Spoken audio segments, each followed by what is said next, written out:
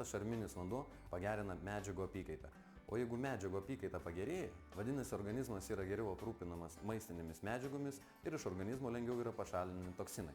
Ir net nesilaikant jokių alinančių dietų, žmogus gali atsikratyti nereikalingo antsvorio. Parodysiu, kaip tai veikia.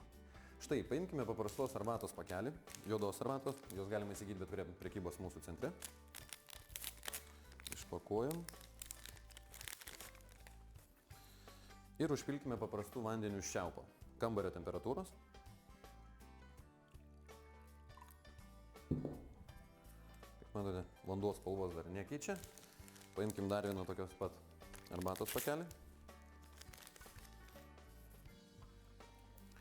Ir jį užpilkime šarminiu vandeniu. Tada tą patį pakelį perdėkim į sekančią stiklinę ir vėl užpilkime šarminiu vandeniu.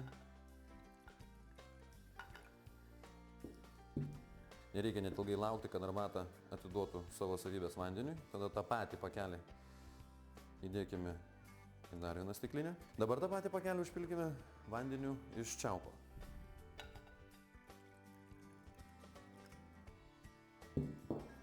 Kaip matot, vanduo nebekeičia savo spalvos, tada tą patį pakelį dedame į dar vieną stiklinę. Užpilame vėl šarminiu vandeniu.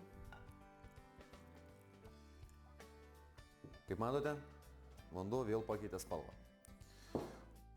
O štai stiklinėje, kur pakelį įmerkėme dar eksperimento pradžioj, vanduo spalvos praktiškai nepakeitė. Taigi paimkime tą patį pakelį ir įdėkime į dar vieną stiklinę ir vėlgi užpilkim šarminiu vandeniu. Kambario temperatūros pabrėžiu.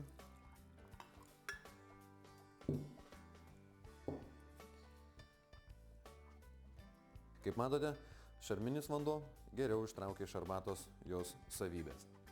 Taip yra todėl, kad jonizuotas šarminis vanduo geriau prasiskverbia pro ląsteles ir taip gerina medžiagų apykaitą. Taip kaip jonizuotas šarminis vanduo ištraukia arbatos savybės, taip iš mūsų organizmų ištraukia toksinus.